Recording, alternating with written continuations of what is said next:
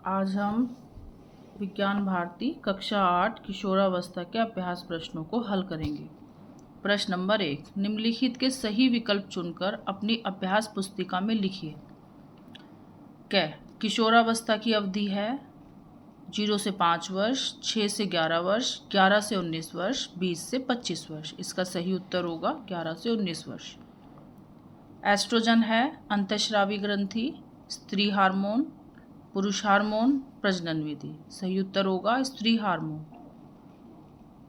सामान्य ऋतुस्राव आरंभ होता है 11 से 13 वर्ष, 20 से 25 वर्ष, 45 से 50 वर्ष, कभी नहीं। सही उत्तर होगा 11 से 13 वर्ष।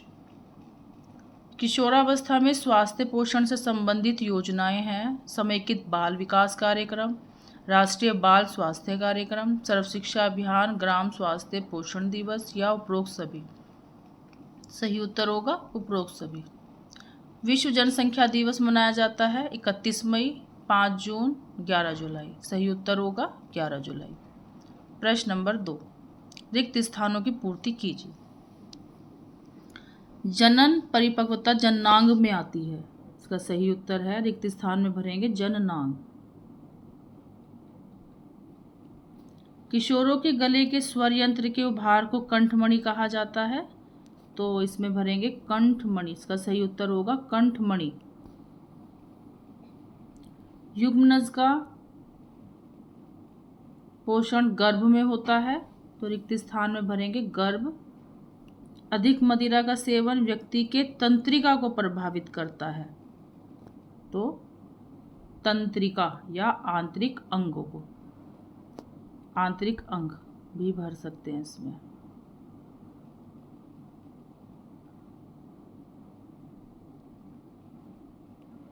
मिशन इंद्रधनुष का उद्देश्य सभी बच्चों का टीकाकरण करना है। टीकाकरण, इसके खाली स्थान में आएगा टीकाकरण। प्रश्न नंबर 3, पहले ऋतुस्राव को रजोदर्शन कहते हैं। बिल्कुल ठीक है। द्वितीयक लैंगिक लक्षण शैशवावस्था में दिखाई देते हैं। गलत है। लिंग गुणसूत्र X सिर्फ स्त्रियों में पाया जाता है। सही है। पुरुष हार्मोन टेस्टोस्टेरोन है। बिल्कुल सही है। धूम्रपान अधिक करने से श्वास संबंधी रोग हो जाते हैं। ये भी ठीक है। प्रश्न नंबर 4 होगा, स्तंभ क के कथनों को स्तंभ ख के कथनों से सुमेलित कीजिए। स्तंभ क और स्तंभ ख दोनों के हैं तो मिलान भी कर सकते हैं, और जैसे मैंने क, ख, ग, घ ये सब डाला है तो ये भी कर सकते हैं। शुक्राणु, शुक्राणु को लगाएंगे वृषण पे। शुक्राणु को लगाएंगे वृषण। क, अंडाणु, अंडाणु है अंडाशय। ख, हार्मोन, हार्मोन के सामने निशान लगाएंगे अंतःस्रावी ग्रंथि। स्वर परिवर्तन, स्वर परिवर्तन के सामने लगाएंगे स्वर यंत्र। दाढ़ी मूछ निकलना, ये लगाएंगे क्या बचा, द्वितीयक लैंगिक लक्षण। इसके सामने निशान लगा देंगे। प्रश्न नंबर 5, निम्नलिखित प्रश्नों के उत्तर दीजिए। प्रश्न नंबर क, किशोरावस्था में होने वाले शारीरिक तथा मानसिक परिवर्तनों का उल्लेख कीजिए।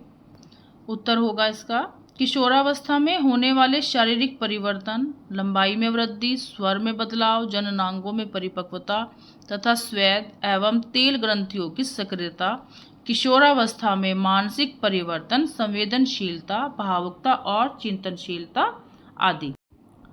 प्रश्न नंबर है, द्वितीयक लैंगिक लक्षण किसे कहते हैं तथा यह किस प्रकार नियंत्रित होते हैं। कुछ ऐसे लक्षण जो किशोरावस्था के समय विकसित होते हैं तथा पुरुष तथा स्त्री में अंतर को स्पष्ट करते हैं, यही द्वितीयक लैंगिक लक्षण कहलाते हैं। जैसे किशोरावस्था में लड़कों के चेहरे पर दाढ़ी मूछ तथा लड़कियों में स्तनों का विकास आदि। ये लक्षण हार्मोनों द्वारा नियंत्रित होते हैं। प्रश्न नंबर ग, किशोरावस्था में व्यक्तिगत सफाई के महत्व को समझाइए या स्पष्ट कीजिए। उत्तर होगा, किशोरावस्था में व्यक्तिगत सफाई का महत्व, स्वेद एवं तेल ग्रंथियों की सक्रियता बढ़ जाने से शरीर गंध आने लगती है। प्रतिदिन सभी अंगों की सफाई अच्छे से ना करने पर चर्म रोग, खुजली तथा अन्य यौन रोग होने की आशंका बनी रहती है। प्रश्न नंबर है, युग्मनज में लिंग निर्धारण किस प्रकार होता है, समझाइए। उत्तर, मनुष्य के प्रत्येक कोशिका के केंद्रक में 23 जोड़े यानी 46 गुणसूत्र होते हैं, जिनमें से 22 जोड़े प्राकृतिक प्रकृति के होते हैं, जबकि 23वां जोड़ा यानी 2 गुणसूत्र इनसे भिन्न प्रकृति के होते हैं। यही लिंग गुणसूत्र जो X तथा Y के रूप में पहचाने जाते हैं। स्त्री में 2 X गुणसूत्र होते हैं, जबकि पुरुष में X तथा Y गुणसूत्र होते हैं। यदि Y गुणसूत्र वाला शुक्राणु अंडाणु के साथ निषेचित होता है तो युग्मनज XY प्रकृति का होता है और नवजात शिशु लड़का होता है, जबकि X गुणसूत्र वाले शुक्राणु के साथ अंडाणु के निषेचित होने पर युग्मनज XX प्रकृति का होता है, नवजात शिशु लड़की होती है। प्रश्न नंबर ड, किशोरावस्था में पोषण का क्या महत्व है? किशोर तथा किशोरियों के पोषण में सुधार लाने हेतु किए जाने वाले क्रियाकलाप पर प्रकाश डालिए। ये क्रियाकलाप है।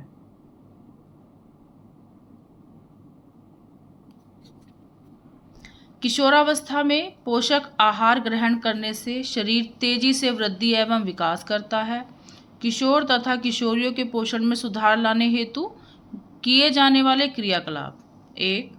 समेकित बाल विकास कार्यक्रम, वृद्धि निगरानी, अनुपूरक पोषाहार, किशोरी व गर्भवती मां की देखभाल। 2. स्वास्थ्य विभाग टीकाकरण। 3. पंचायती राज, शौचालय का निर्माण व साफ सफाई करना इसके अंतर्गत आते हैं। 4. सर्व शिक्षा अभियान, इसके अंतर्गत MDM मध्याह्न भोजन, जिसमें कक्षा 1 से 8 तक के बच्चों को भोजन दिया जाता है, जो कि सप्ताह में 6 दिन मेन्यू के हिसाब से दिया जाता है। प्रश्न नंबर 6, धूम्रपान एवं मादक द्रव्य से होने वाले दुष्प्रभावों का वर्णन कीजिए। उत्तर होगा, धूम्रपान एवं मादक द्रव्यों से होने वाले दुष्प्रभाव: 1.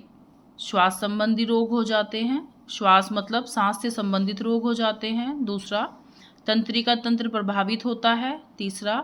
व्यक्ति कमजोर तथा संवेदन शून्य हो जाता है, कमजोर हो जाता है और सोचने समझने की क्षमता जो है वो बच्चे की। प्रश्न नंबर 6, जनसंख्या वृद्धि के कारण तथा उससे होने वाले कुप्रभाव को समझाइए। जनसंख्या वृद्धि के कारण: देश की गर्म जलवायु, विवाह की अनिवार्यता, कम उम्र में विवाह, यौन शिक्षा का अभाव, परिवार नियोजन उपायों की सीमित जानकारी। जनसंख्या वृद्धि के कुप्रभाव: प्राकृतिक संसाधनों पर दबाव, जिससे भोजन, पानी, भूमि पर बुरा प्रभाव, देश की सामाजिक आर्थिक विकास की गति पर बुरा प्रभाव, निर्धनता, महंगाई, आवास सुविधाओं में कमी, रोजगार में कमी, अपराधों में वृद्धि। प्रश्न नंबर ज, परिवार निरोध विधियों का प्रसार किस प्रकार किया जा सकता है? उत्तर, परिवार निरोध विधियों का प्रसार मनुष्य में परिवार नियोजन उद्देश्य की जागरूकता से किया जा सकता है। 1. 2 बच्चों के बीच कम से कम 3 वर्षों का अंतराल रखना। 2. लड़के और लड़कियां दोनों की समान शिक्षा उपलब्ध कराकर। 3. ग्रामीण क्षेत्रों में परिवार कल्याण कार्यक्रम के प्रति जन जागरूकता। प्रश्न नंबर ज, परिवार कल्याण के अंतर्गत संचालित योजनाओं को लिखिए। उत्तर, परिवार कल्याण कार्यक्रम के अंतर्गत संचालित योजनाएं: नंबर 1, मिशन इंद्रधनुष, इसके अंतर्गत क्या आता है या इसका क्या उद्देश्य है? इसका उद्देश्य 2020 तक भारत के सभी बच्चों का टीकाकरण। इसमें मुख्य रूप से 7 बीमारियों के टीके लगाए जाते हैं। 2, जननी सुरक्षा योजना, इसमें इसका उद्देश्य गरीब गर्भवती महिलाओं को अस्पताल में प्रसूति कराने के लिए 1000 रुपये की आर्थिक सहायता प्रदान करता है। 3, राष्ट्रीय एम्बुलेंस सेवा, इसका उद्देश्य दूरस्थ ग्रामीण क्षेत्रों में गर्भवती महिलाओं तथा नवजात शिशुओं को 24 घंटे निःशुल्क चिकित्सा उपलब्ध कराना है।